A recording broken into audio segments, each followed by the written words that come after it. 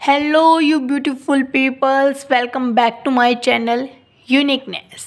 तो आज हम करेंगे अपना एक शॉर्ट नोट है जो हमारा the portrait of A lady. The portrait of A lady ये शॉर्ट नोट आज हम करेंगे। मैं इसके बारे में अच्छे से डिटेल में आपको बताऊंगी, क्या स्टोरी है, कौन कौन से करैक्टर है, क्या होता है स्टोरी के अंदर, और यहाँ पे जो ये लेडी है ये कौन सी लेडी है, किसका पोर्ट्रेट दिखाया गया है यहाँ पे। ठीक है, तो गेट रेडी। अगर आपका मन है अच्छे से पढ़ने के लिए तो अच्छे से अपनी पेन पेंसिल जो भी आपको लेके आना है वो ले आ सकते हो, और मेरी बातों को, इसकी स्टोरी को अच्छे से ईयरफोन वगैरह लगा के सुन सकते हो। ठीक है, तो हम पढ़ेंगे द पोएट्री ऑफ लेडी, ये जो शॉर्ट नोट है। ठीक है, ये एक्चुअली में ये एक नॉवल है ये, और इसको किसने लिखा है? हेनरी जेम्स ने। हेनरी जेम्स कौन थे? एक ब्रिटिश ब्रिटिश एक ऑथर थे। ठीक है, तो हम अमेरिकन ड्रामा के अंदर, नॉवल के अंदर इसको पढ़ रहे हैं, तो ऑब्वियसली तो हम सब कुछ अमेरिका से रिलेटेड ही पढ़ेंगे। तो ये जो पोर्ट्रेट ऑफ ए लेडी किसका पोर्ट्रेट है? यहाँ पे एक मेन प्रोटोगोनिस्ट, एक कैरेक्टर है जिसका नाम है इसाबेला आर्चर। इसके बारे में हम पढ़ेंगे डिटेल में। तो उससे पहले हम इसके बैकग्राउंड के बारे में जान लेते हैं कि एक्चुअली में ये है क्या। तो ये नॉवल सबसे पहले पब्लिश्ड हुई थी। कई जगह तो इसका मतलब कि सन है वो कुछ और दिखाया गया है, कई जगह कुछ और दिखाया गया है। तो इन बिटवीन हम मान सकते हैं कि इसकी जो मतलब कि ये लिखा गया था 1879 से 1880 के बीच में, और 1880 से 1890 के बीच में इसकी पब्लिश्ड हुई थी। मतलब कि 1869 से 1880 तक इसको लिखा गया था, और 1880 से 1881 के बीच में इसको पब्लिश्ड कराया गया था। ये एज ए नॉवल पब्लिश होने से पहले ये ना एक अमेरिका में एक मैगजीन थी जिसका नाम था मतलब कि एटलांटिक मंथली मैगजीन, उसके अंदर इसको पब्लिश कराया जाता था। और इंग्लैंड के अंदर एक मैक मिल्टन की एक वो थी मैगजीन, उसके अंदर ये पब्लिश होती थी। ठीक है, और ये अब हम जान लेते हैं कि ये किस टाइप का वर्क है, ये कैसा इसका जेनर है, कैसी इसकी वर्क शैली है। तो ये एक साइकोलॉजिकल रियलिज़म है। साइकोलॉजिकल रियलिज़म में क्या होता है कि इसके अंदर जो एक मेन प्रोटोगोनिस्ट जो करैक्टर होता है, जैसे मैंने आपको इसमें बताया कि इसके अंदर मेन प्रोटोगोनिस्ट करैक्टर कौन है? इसाबेला आर्चर, ये उसका फुल नेम है। तो फिर ये जो लेडी है तो इसकी यहाँ पे हम इसी के बारे में पढ़ेंगे। तो साइकोलॉजिकल रियलिज़म में चाहे कोई भी करैक्टर हो किसी भी नॉवल में या फिर किसी भी स्टोरी के अंदर, तो उसके अंदर क्या होता है मैं आपको बता रही हूँ। साइकोलॉजिकल रियलिज़म में होता है क्या है, तो इसके अंदर हम किसी भी करैक्टर या किसी भी पर्सन के बारे में जो मेन होता है उसके अंदर उसकी मेंटल ग्रोथ के बारे में पढ़ते हैं, उसकी इमोशनल ग्रोथ के बारे में पढ़ते हैं, और उसकी जो स्पिरिचुअल जो लाइफ है उसको एक्सप्लोर करते हैं, और बताते हैं कि उसके आसपास कौन कौन से इवेंट्स हो रहे हैं, कौन कौन सी फोर्सेस हैं जो उसके अराउंड में हैपनिंग हो रही है, और जिसकी वजह से जो मेन प्रोटोगोनिस्ट जो करैक्टर है उसके मेंटल ग्रोथ पे, उसके थॉट पैटर्न पे क्या इफ़ेक्ट पड़ता है। ये हम किसके अंदर पढ़ते हैं? साइकोलॉजिकल रियलिज़म में। आई होप मैंने आपको मोस्टली सब कुछ बता ही दिया है। तो एक बहुत ही फेमस वर्क था किसका? हेनरी जेम्स का। यहाँ पे मेरी जो हैंडराइटिंग है मैंने रफ वर्क के लिए ऐसे लिखा है कि मैं तो आपको हर चीज़ बता पाऊँ, कुछ स्किप ना हो। तो आप मेरी वॉइस सुन के भी अच्छे से स्टोरी के बारे में जान सकते हो अगर आप जानना चाहते हो। तो इसके अंदर जो करैक्टर्स हैं उसके बारे में मैं आपको बताऊंगी अच्छे से कौन कौन से करैक्टर हैं। तो ये सबसे पहले मैं इसकी स्टार्टिंग बताती हूँ कि ये नॉवल इसकी स्टार्टिंग कैसे होती है। तो ये जो नॉवल है ये स्टार्ट होती है एक 1868 के टाइम में न्यूयॉर्क में एक सिटी है जिसका नाम है एल्बनी सिटी। तो वहाँ पे जो ये इसाबेला ये रहती है अपने फादर के साथ। ओके, आपको समझ में आया अभी तक मैंने क्या बताया? दोबारा बताती हूँ, अभी तक जो मैंने बताया वो नहीं समझ में आया तो इनफ है, कोई बात नहीं, इट्स ओके। लेकिन अब मैं इसकी स्टोरी के बारे में बता रही हूँ तो ये तो जानना पड़ेगा और आपको सुनना भी पड़ेगा। अगर आपको एग्ज़ाम में अच्छे मार्क्स लाने हैं, अपने करियर कुछ बनाना है, तो चीज़ें तो हमें लर्न करनी ही पड़ेगी। तो फिर यहाँ से जो मेन स्टोरी है वो स्टार्ट होती है। जो मेन प्रोटोगोनिस्ट कैरेक्टर है मैं उसकी बातें सबसे पहले बताती हूँ कि यहीं से स्टोरी स्टार्ट होती है कि वो मतलब कि एक उसमें रहती है, वो न्यूयॉर्क सिटी में रहती है। ये कब की बात है? 1868 की बात है, ठीक है, 1868 की बात है। वो अपने फादर के साथ कहाँ पे रहती है? एक एल्मनी सिटी है न्यूयॉर्क के अंदर, वहाँ पे वो रहती है। और उसकी जो मदर है वो बहुत अर्ली, मतलब कि जो वो छोटी सी थी बहुत, तब वो एक्सपायर हो चुकी थी, उसको छोड़ कर जा चुकी थी। और अब ये जो स्टोरी जब ये स्टार्ट हुई है, तब जो इसाबेला, उसकी एज कितनी है? 20 ईयर्स, वो अपनी 20s एज में है। तो फिर जब उसकी मदर चली जाती है इसाबेला की, तो फिर उसके जो फादर हैं वो ही उसकी मतलब कि परवरिश करते हैं। तो वो मतलब कि उसको हैप्पीजेडली उसकी जो परवरिश होती है, अनप्लान मैनर से उसको सब कुछ सिखाया जाता है। तो ओवरऑल हम कह सकते हैं कि वो एक रिफाइंड फैमिली से बिलोंग करती थी, वेल टू डू फैमिली थी उसकी। और इन सब का मतलब कि ट्रांसफॉर्मेशन ये हुई कि जब जो इसाबेला है वो अपनी अपनी 20s एज में आई, as a young lady adulthood में जब वो कन्वर्ट हुई, तो वो बहुत ज़्यादा इंडिपेंडेंट थी, फ्रीडम चाहिए थी उसको, बहुत ज़्यादा यंग वुमेन थी। और वो बहुत ज़्यादा इंटेलिजेंट थी, कॉन्फिडेंट रहती थी। और थोड़ा थोड़ा वो ना स्लाइटली स्लाइटली न्यूरोसिस में क्या होता है कि एक पर्सन होता है, कोई भी हो सकता है, मे बी मैं भी हूँ ऐसी थोड़ी थोड़ी, बट कोई भी हो सकता है। इसके अंदर क्या होता है कि जो पर्सन है ना, वो मतलब कि अपने आप को क्या मानता है? इन्फीरियर मानता है, और दूसरे लोगों को सुपीरियर मानता है। मतलब कि अपने आप की जो चीज़ें हैं, अपना करियर है, अपनी जो चीज़ें हैं, अपना जो लाइफस्टाइल है, उनको प्रायोरिटाइज ना करके दूसरों को सुपीरियर मानना, उनकी आवभगत करना, लाइक दिस टाइप। मतलब कि यहाँ पे उसकी पर्सनैलिटी में ऐसी चीज़ आ गई थी कि वो दूसरों को ज़्यादा मतलब कि प्रायोरिटाइज करती थी। तो इस टाइप में उसकी जो कह सकते हैं पर्सनैलिटी थी वो ये थी, ठीक है। मैंने बहुत कुछ आपको बताया इसाबेला के बारे में। तो इसके ऊपर क्या कह सकते हैं कि अगर मेन कैरेक्टर तो इसके ऊपर क्वेश्चन आए तो आप बहुत अच्छे से अटैम्प्ट कर पाओगे अगर आपने मेरी बातों को ध्यान से सुना है। तो फिर ये जो स्टोरी है वो स्टार्ट करते हैं। तो फिर जब इसाबेला अपने फादर के साथ रह रही होती है, तो एक टाइम ऐसा आता है कि जो इसाबेला है उसके जो फादर है वो उसको छोड़ के चले जाते हैं, यानी कि उनकी भी डेथ हो जाती है। तो फिर उस टाइम पे जो मतलब कि रिलेटिव्स वगैरह आते ही हैं, सबके घर पे आते हैं। तो आज रिसेंटली मेरे पड़ोस में भी डेथ हुई है वैसे। तो फिर मैं समझ सकती हूँ, आप सब समझ सकते हैं यार, जब कोई चला जाता है तो मतलब कि उसकी फैमिली में कोई बचा ही नहीं है। अब उसकी मदर तो पहले ही नहीं थी, उसके फादर थे ना, उसको कोई भाई भूई था। तो उसके जो फादर थे वो भी चले गए। तो उसके ना मतलब कि जैसे आते नहीं है सारे रिलेटिव, तो उनमें से एक मैटरनल आंटी आती है, कह सकते हैं कि उसकी मामी आती है और उसको अपने साथ ले भी जाती है। वो अकेली कैसे जीती, 20 की तो थी वो बस। तो फिर उसकी जो आंटी है उसको ले आती है। वो न्यूयॉर्क में थी पहले, अब वो यूरोप में आ जाती है। तो उससे पहले ना मतलब कि जब ये 20s में थी, तो अपने वहीं पे रहने से पहले थोड़ी सी उसके बारे में बता देती हूँ। तो वहाँ पे भी लोग बहुत सारे इसके पास प्रपोजल आते थे, बहुत चार्मिंग गुड लुकिंग थी, तो लोग इसकी तरफ इजीली अट्रैक्ट हो जाते थे। तो एक उनमें से एक गुडवुड था, तो उसके बारे में थोड़ा बताती हूँ कि वो इसको बहुत लाइक करता था और वो क्या चाहता था, इससे शादी करना चाहता था। बट जो इसाबेला है वो मतलब कि इन सब में इंटरेस्टेड नहीं थी। बट जैसे हैपनिंग हुई, तो फिर ये अपनी जो आंटी है उनके साथ आ जाती है यूरोप के अंदर।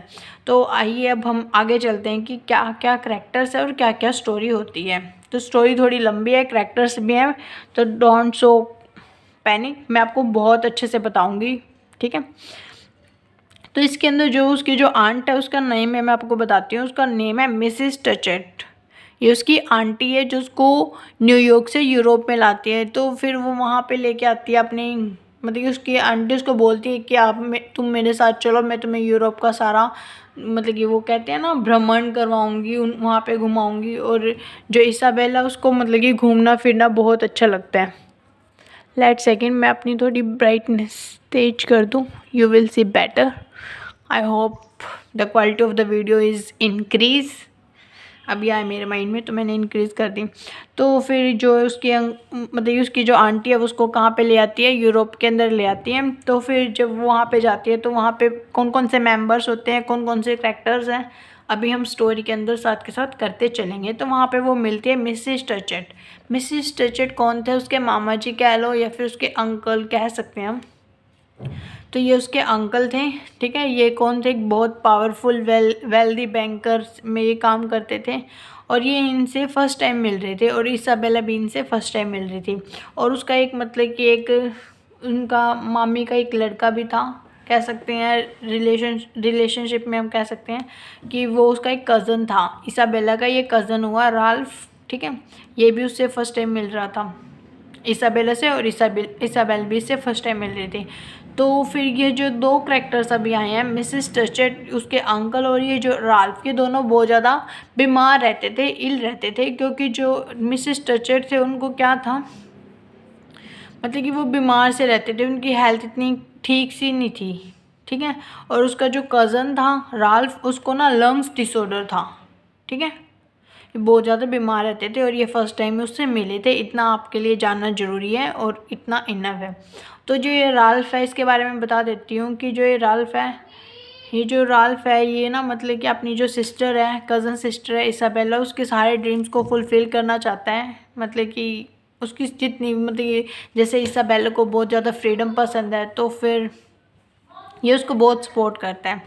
तो फिर इनका जो घर है उसका नाम मैं आपको बता देती हूँ। यहाँ पे गार्डन कोर्ट है उस प्लेस का नाम जहाँ पे ये अभी रहते हैं, ठीक है, यूरोप के अंदर। आई होप आपको सब समझ में आ रहा होगा। मेरी वॉइस इतनी भी बुरी नहीं है कि आपको कुछ समझ ना आए, तो आप दोबारा सुन सकते हो। इनमें से कुछ चीज़ें जो आपको नहीं समझ में आई है तो आप मुझसे पूछ सकते हो। आगे हम स्टोरी में बढ़ रहे हैं। तो फिर जब ये मतलब कि एंट्री होती है इसकी यहाँ पे अपने मामा जी के घर पे, तो फिर इसके जो मामा जी हैं, इसके जो अंकल कह सकते हैं, या फिर इसका जो कज़न है, इसका बहुत अच्छे से स्वागत करते हैं। जब ये वहाँ पे जा एंट्री करती है ना, जैसे कि हमारे घर पे मेहमान आने वाले होते हैं तो उससे पहले हम बैठे होते हैं, या फिर कोई पड़ोस से भी आ सकता है। तो सेम ही सीन इनके घर पे होता है कि जो मिसिस टचेट और जो इसाबेला है वो आने वाली है, और उससे पहले घर के अंदर कौन कौन है, उसका कज़न है राल्फ, उसका जो मामा जी है या फिर कह सकते हैं अंकल है मिस टचेट वो है, और उनका एक पड़ोसी है जो उनका नेबरहुड है जिसका नाम है लॉर्ड वर्बटन। वो उनका एक अच्छा एक डिसाइनिंग सा डैशिंग सा उनका एक नेबरहुड है, ठीक है। तो फिर ये मतलब कि वहाँ पे आते हैं, ये दोनों आती है, इसाबेला और उसकी जो आंटी है वो वहाँ पे आती है।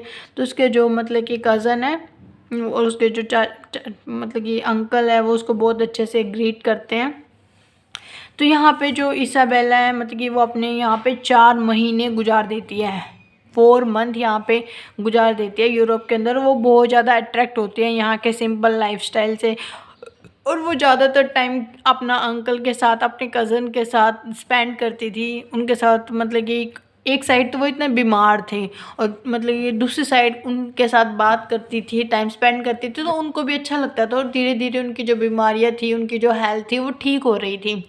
और साथ ही साथ जो उनका जो नेबर में था ये लॉर्ड वर्बटन, तो ये भी इन्हीं के घर पे रहता था ज़्यादातर। तो अपने कज़न और अपने चाचा जी के साथ या फिर अंकल के साथ टाइम स्पेंड करती थी, मामा जी के साथ। तो साथ में वो जो उनका जो ये था ना नेबरहुड फ्रेंड जिसका नाम था लॉर्ड वर्बटन, वो भी यहीं पे रहती थी। तो साथ के साथ उसके साथ में वो बहुत ज़्यादा टाइम स्पेंड करती थी। कौन? इसाबेला की हम बात कर रहे हैं जो इस कहानी का मेन करैक्टर है। तो फिर यहाँ पे जो उसकी जो आंटी थी ना, वो मतलब कि इतना उनके साथ इतना वो नहीं थी, मतलब कि बातचीत नहीं करती थी। वो सारे इकट्ठे बैठे होते तो वो उसकी जो आंटी है वो अकेली अंदर पड़ी होती थी रूम के अंदर। तो फिर वो उसको ना अलोन सा रहना पसंद रहता था। वो ज़्यादातर टाइम अपना अलोन ही स्पेंड करती थी, लिविंग अवे फ्रॉम फैमिली से दूर रहती थी।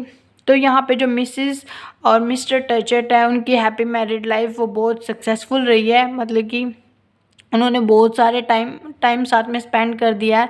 वो बहुत सारी जगह पे एक साथ इकट्ठे घूमे हैं। कुल मिला के हम कह सकते हैं कि उनकी अच्छी हैप्पी फैमिली बॉन्डिंग थी। एक दिन क्या होता है, जो उनका जो वो होता है ना नेबरहुड था, जो लॉर्ड वर्बटन था, वो कहता है किसको कहता है? इसाबेला को कहता है कि तुम मेरे साथ चलो कि मैं तुझे ना आर्किटेक्चर जो उसका जो कास्टल है वहाँ पे इंस्पेक्शन के लिए चलते हैं। क्योंकि ना उसका भी थोड़ा आर्ट वगैरह में इंटरेस्ट था किसका, इसाबेला का, और ये तो खुद था ही आर्किटेक्चर। तो फिर मतलब कि उन चीज़ों को ये दिखाने के लिए ले जाता है, और जिस जगह पे ये उसको लेके जाता है उसका नाम था लोकली, नामक जगह पे इसको लेके जाता है, लोकली, ठीक है। वहाँ पे जाके क्या होता है, जो लॉर्ड वर्बटन है वो उसको इंट्रोड्यूस करवाता अपनी सिस्टर्स, उसकी 2 सिस्टर थी लॉर्ड वर्बटन की, उन दोनों को इसाबेला से मिलवाता है। और यहाँ पे वो जब मौका देख के, जब उसको सिचुएशन ठीक लगती है, तो फिर वो इसाबेला को क्या कर देता है, प्रपोज कर देता है शादी के लिए। बट जब ही जैसे ही इसाबेला को ये सब मतलब कि पता चलता है, उसको प्रपोज करता है, तो वो एकदम से शॉक हो जाती है, क्योंकि ये उसके लिए सब कुछ अनएक्सपेक्टेड था। वो बहुत ब्यूटीफुली उस चीज़ को रिजेक्ट करती है, उसको समझाती है, और उसको कहीं ना कहीं उसको बुरा भी नहीं लगता, और वो मान भी जाता है। यहाँ पे जो लॉर्ड वर्बटन था वो भी इस चीज़ को इतना सीरियसली नहीं लेता, और कैजुअली ऐसे ही मिलता रहता है जैसे वो उससे पहले मिलता था, जैसे फैमिली में आता जाता रहता था, नॉर्मली वही सब चलता रहता था। आई होप आपको स्टोरी बहुत अच्छे से समझ में आई हो। मैं अपने फुल एफर्ट्स डाल रही हूँ कि आपको अच्छे से समझ में आए। तो यहाँ पर एक अमेरिकन जो जर्नलिस्ट थी जिसका नाम था हेनरिटा स्टेकपोल, उसकी एंट्री होती है। जब इसकी एंट्री होती है तो जब इसाबेला को इसके बारे में पता चलती है, तो वो सोचती है कि ये बहुत अच्छी गुड अपॉर्चुनिटी है मेरे करियर ग्रोथ के लिए, और वो उसको मतलब कि हेल्प लेना चाहती थी उसकी, उस अमेरिकन जर्नलिस्ट की, जिसका नेम क्या था, हेनरिटा स्टेकपोल। आई होप मेरी वीडियो आपको अच्छे से दिख रही होगी। ये लो, मैं थोड़ा कैमरा और सेट कर देती हूँ। ये लो जी। हाँ, तो यहाँ पे जो हेनरिटा स्टेकपोल है उसकी मीटिंग होती है। तो फिर यहाँ पे ना जो इसाबेला है वो उसको ना अपने जो गार्डन कोर्ट, जो जिस जगह पे वो रह रही थी अपनी आंटी के साथ, अपनी मामी के साथ, वहाँ पे इस जर्नलिस्ट को क्या कर लेती है, इनवाइट कर लेती है। यहाँ पे जो हेनरिटा है वो क्यों आई थी, वो ना रिपोर्टिंग करने के लिए आई थी कि वो मतलब कि इस यूरोप की वो कर सके, रिपोर्टिंग कर सके। एक दिन वो ना बैठी हुई अपनी न्यूज़पेपर कॉलम के लिए कुछ लिख रही होती है, तो वो उसको इनवाइट कर देती है इसाबेला कि आपको मेरे घर पे आना है, तो हम दोनों साथ में जाएंगे और लंदन को एक्सप्लोर करेंगे। तो फिर यहाँ पे जब वो इसाबेल से मिलती हैं, कौन, ये जो अमेरिकन जर्नलिस्ट है, उनके घर पे आती है, तो फिर ये पाती है कि जो इसाबेल थी ना, वो अमेरिका से बिलोंग करती थी। उसकी जो अमेरिकन जो वैल्यूज़ थी वो धीरे धीरे क्या हो रही थी, रिप्लेस हो रही थी। किस में रिप्लेस हो रही थी, एक यूरोप के रोमांटिसिज्म के अंदर, मतलब कि उसके जो पिछली जो प्रीवियस लर्निंग थी वो क्या हो रही थी, रिप्लेस हो रही थी यूरोप के रोमांटिसिज्म के अंदर। तो यहाँ पे जो राल्फ है वो क्या करता है, इसाबेला को और हेनरिटा को दोनों को कंपनी देता है कि हम साथ में चलते हैं, लंदन के अंदर जो सोशल सीन चल रहा है उसको अच्छे से एक्सप्लोर करते हैं, और वो तीनों साथ में चलते हैं। जब वो वहाँ पे घूम रहे होते हैं लंदन के अंदर, यहाँ पे वही वाला जो गुडवुड था उसकी एंट्री होती है। पता नहीं कैसे वो उसको मिल जाता है वहाँ पे घूमते हुए। तो जब वो क्या कर रहे होते हैं, लंदन को एक्सप्लोर कर रहे होते हैं, तो वो उसी रिजेक्टेड बंदे से दोबारा मिलती हैं, जिसका नाम क्या था, वही क्रेस्पर वुडवुड। तो फिर जो क्रेस्पर जो गुडवुड था वो ना मतलब कि अच्छा था, गुड लुकिंग था, चार्मिंग था। उसकी जो वो ना बूस्टन सिटी में मिलता है उसको, लंदन में। तो फिर वो एक मिल ऑनर का जो बेटा था, वो पैसा वैसा तो बहुत था उसके पास। तो यहाँ पे वो दोबारा उसकी तरफ लिटिल बिट अट्रैक्ट होता है और उसके लिए शादी का प्रपोजल रखता है। बट दोबारा अगेन वही सेम सिचुएशन थी कि जो इसाबेला थी वो उसको रिजेक्ट कर देती है शादी। यहाँ से मैं आपको दोबारा बताती हूँ, बीच में कॉल आ गई थी तो मुझे नहीं पता कि कितना रिकॉर्ड हुआ है, तो वहीं से थोड़ा सा मैं आपको पैचअप कराती हूँ कि क्या स्टोरी चल रही थी। यहाँ पे जो इसाबेल थी वो उसके दोबारा मिलती है, ठीक है। तो वहाँ पे सेम वही सिचुएशन होती है, वो उसको दोबारा रिजेक्ट करती है क्योंकि वो उसको अच्छे से अपनी इंडिपेंडेंट लाइफ है उसको जीना था, ये सब चल रहा था। तो यहाँ पे जो वो उसको कहती है कि क्या पता मैं आपको इतनी अच्छी हस्बैंड, मतलब कि मैं इतनी अच्छी आपकी वाइफ ना बन पाऊँ, और इस तरह वो कहीं ना कहीं एग्री भी हो जाता है। यहाँ पे जो गुडवुड था उसका जो सीना थोड़ा कम हो जाता है। तो यहाँ पे जब वो वहाँ पे लंदन पे घूम रहे होते हैं, तो यहाँ पे एक उसकी कॉल आती है उनके घर से, मिसिस टचेट कॉल करती है कि ऐसे ऐसे मिस्टर जो टचेट है उसके जो हस्बैंड है वो बीमार है और आपको घर वापस आना पड़ेगा। तो यहाँ पे सेम वो तीनों हेनरीटा और जो राल्फ और उसकी जो मेन करेक्टर है इसाबेला वो क्या करती है, वापस आती है। एक अमेरिकन लेडी जिसका नाम क्या था, मैडम मर्लिन, तो ये बाद में आती है। तो वहाँ पे आते हैं तो फिर घर पे वापस आते हैं तो फिर देखते हैं कि उसके जो मामा थे, उसके जो अंकल थे, मतलब कि वो बहुत ज़्यादा बीमार थे। और तो ये चीज़ उसको बहुत ज़्यादा हर्ट करती है। यहाँ पे जो वो थे ना, क्या क्या नाम है इसका, राल्फ, वो ना अपनी सिस्टर का स्टार्टिंग से ही भला सा चाहता था। तो फिर वो क्या करता है, वो अपने फादर को बोलता है कि आपको ना, मतलब कि आप जा रहे हो तो मतलब कि तो आपको अपनी जो प्रॉपर्टी, आपके जो फाइनेंस है उनमें से कुछ ना कुछ हिस्सा थोड़ा बहुत किसको देना चाहिए, इसाबेल को देना चाहिए, ठीक है। और यहाँ पे एक मैडम मर्ली का भी सीन होता है। मैडम मर्ली यहाँ पे वो एक अमेरिकन मैडम मर्ली से भी मिलते हैं। मतलब कि जब वो घर पे वापस आते हैं तो फिर उसके अंकल के पास बैठी होती है ये मैडम मर्ली, ये जो लेडी है। तो फिर यहाँ पे थोड़ा सा उसका सीन क्रिएट होता है। आगे आगे चल के इसकी थोड़ी रोल है स्टोरी के अंदर, मैं बताती हूँ आपको। तो फिर जो वापस आते हैं तो वहाँ पे मैडम मर्ली है, ये एक आंटी टाइप है, एक मतलब कि एक आंटी फ्रेंड है, मतलब कि उसकी जो मामी जी है ना उसकी फ्रेंड है। जैसे कि आपकी कोई मम्मी है, सॉरी कोई मम्मी नहीं है, आपकी मम्मी है, उसकी कोई फ्रेंड है, तो वो घर पे आई हुई है। तो ऐसी मैडम मर्ली थी जो उसकी मामी की दोस्त थी, तो वो घर पे आई हुई थी उसके अंकल को देखने के लिए। तो उसकी एंट्री हो जाती है इस स्टोरी के अंदर। तो फिर जो अंकल थे वो मतलब कि इतने अच्छे से नहीं थी, उनकी हेल्थ इतनी अच्छी नहीं थी। जो राल्फ था, और राल्फ था वो मतलब कि ऐसे ऐसे बोल के अपने फादर से कहीं ना कहीं कुछ हिस्सा किसको दिलवा देते हैं, इसाबेल को दिलवा देते हैं। आफ्टर टचेड डेथ, जब जब उसकी डेथ हो जाती है एक्चुअली में, जब वो मर जाता है, तो फिर इसाबेल है ना वो बहुत ज़्यादा सैड फील करती है। और इस एक बार तो ना उसको डर सा लगता है कि उसके जो अंकल थे, उसके जो मतलब ये मामा जी थे, उन्होंने मतलब कि उनको इतना सारा पैसा, इतना ज़्यादा प्रॉपर्टी फाइनेंस क्यों दे के गए हैं। बट थोड़ी देर बाद वो खुद को अपने आप को ओवरकम करती है और उसको एज ए गिफ्ट उसको अच्छे से रख लेती है। और वो ये बोलती है कि इसको वो अच्छे से यूटिलाइज़ करेगी इस वर्ल्ड के अंदर चेंज लाने के लिए, जो भी पैसे उसके पास हैं। तो फिर यहाँ पे क्या होता है, यहाँ पे जो उसकी जो आंटी है, मतलब कि उसकी जो मामी है, और जो जो जनरल हेनरीटा स्टेकपोल थी जिसके साथ वो लंदन घूमने गई थी, ठीक है, वही अमेरिकन जर्नलिस्ट, वो उसको ना मतलब कि वॉर्न करते हैं एक तरह से कि तू इंडिपेंडेंट रहना अच्छी बात है। मतलब कि उन्होंने उनको पहले वॉर्न किया था, किसको, इसाबेला को, कि वो बोलते हैं कि इंडिपेंडेंट रहना अच्छी बात है बट अपने पैसे को सिक्योर रखना, क्योंकि जो लोग हैं वो तेरा फ़ायदा उठाने का कोशिश करेंगे क्योंकि तेरे पास पैसा है, ठीक है। यहाँ पे जो स्टोरी थी वो चल रही थी, आगे मैं आपको बताती हूँ। But Isabel have no worry, but Isabel इन सब बातों पे इतना ज़्यादा ध्यान नहीं देती और वो चीज़ों को ट्रैवलिंग में एक्सप्लोर करने में बिजी रहती है। वो फ्रांस के अंदर घूमती है, यूरोप के अंदर घूमती है, इटली के अंदर घूमती है, लंदन के अंदर घूमती है, आइलैंड के अंदर घूमती है, मतलब कि कोई भी जगह से नहीं छोड़ती जहाँ पे वो ना घूमी होती हो। तो फिर यहाँ पे अच्छा खासा सिस्टम चल रहा होता है। तो यहाँ पे जो मैडम मर्ली थी उसकी मतलब कि आंटी, देख लो कहाँ से कहाँ क्या क्या करैक्टर आते रहते हैं। मतलब कि उसकी आंटी थी, जो उसकी जो मामी थी, उसकी जो दोस्त थी मैडम मर्ली, वो इंट्रोड्यूस करवाती है उसको किससे, एक गिलबर्ट ओसमंड, एक बूढ़ा सा आदमी है, उससे क्या करवाती है, इंट्रोड्यूस करवाती है, किससे, इसाबेल से।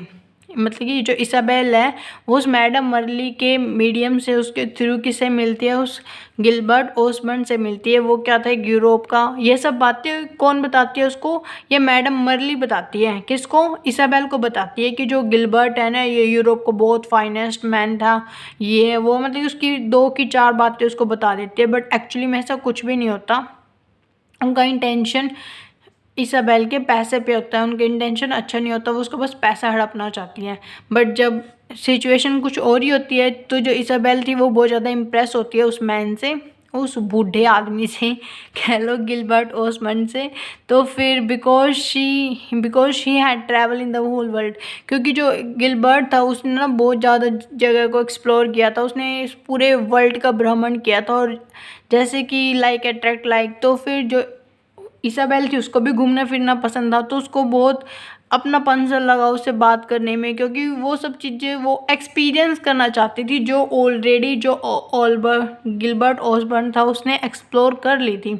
तो यहाँ पे उसका एक आर्टिस्टिक टेस्ट आता है। He also like to live free like Isabel. यहाँ पे जो गिलबर्ट है उसको भी मतलब कि अकेले रहना, फ्री रहना, फ्रीडमफुल लाइफ रहना, ये सब उसको बहुत पसंद था, जैसे कि इसाबेल को पसंद था।